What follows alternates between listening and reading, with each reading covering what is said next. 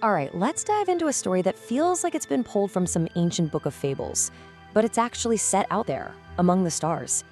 It's a story about a single, simple choice, a choice that was going to echo across the entire galaxy. So just imagine for a second, a universe that had lost its most incredible wonders.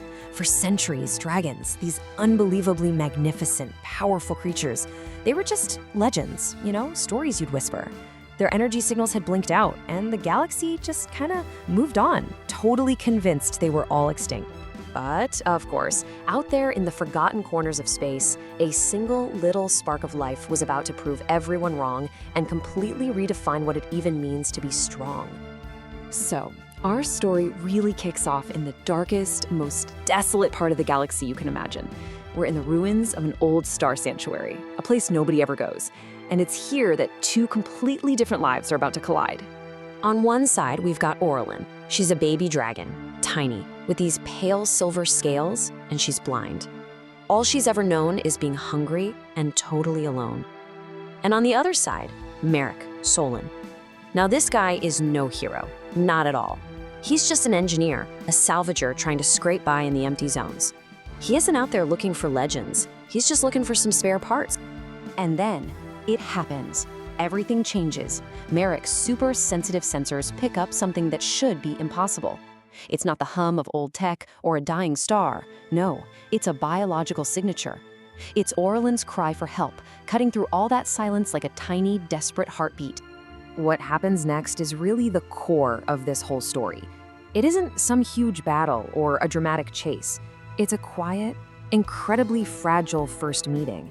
And when Merrick finds this terrified, blind little creature, his reaction, well, it defies every expectation. Think about what Merrick doesn't do here. He doesn't rush in, he doesn't try to trap her or capture her. Instead, he follows this really simple but profound set of steps. He kneels, making himself smaller, less of a threat. He speaks in this low, calm voice. He offers his hand palm up, not to grab, but just to offer. And the most important part, he waits. He gives the choice entirely to her. Now, those words are simple, but to a creature who has only ever known a cold, dangerous world, this promise is absolutely revolutionary. Her instincts are screaming danger, but everything he's doing, everything he's saying, it's something completely new. After hours, literally hours of Merrick just waiting there, she finally reaches out. Her tiny claw touches his hand, and for the first time in her entire life, she feels warmth. She feels safety. And in that one single moment, trust is born. But you know how it is. A secret this huge can't stay hidden forever. While Merrick is patiently building this incredible bond with Orlin, her faint life signal is starting to travel. And the rest of the galaxy, the one that had totally forgotten about dragons, is about to get a serious wake-up call. And boy, does it happen fast. What starts as a weird energy reading quickly becomes a confirmed dragon signature. Within just a couple of days, the Galactic Council knows, and a whole fleet is on its way. Their quiet little sanctuary is about to become the busiest spot in the sector. The clock is definitely ticking. So why the massive response? Well, because a living dragon is the ultimate prize. To the military folks, she's a potential superweapon. To the greedy corporations, she's a priceless treasure. And to the people who are just afraid, she's a threat that has to be neutralized. Almost nobody sees her for what she really is, a lost blind kid. And this brings us right to the climax. You've got this massive fleet representing all the power in the galaxy, facing off against one guy in a beat-up old ship protecting one tiny dragon. And Merrick's big move isn't to fight with weapons, it's to fight with an idea. The ultimatum they send is so predictable. It's all about power, about force. It's built on the idea that might makes right. The Galactic Council speaks the language of control. They see Orlin as an object, something to be surrendered or just taken. Merrick's reply just changes the entire game. He doesn't claim he owns her, he denies that anyone can own her.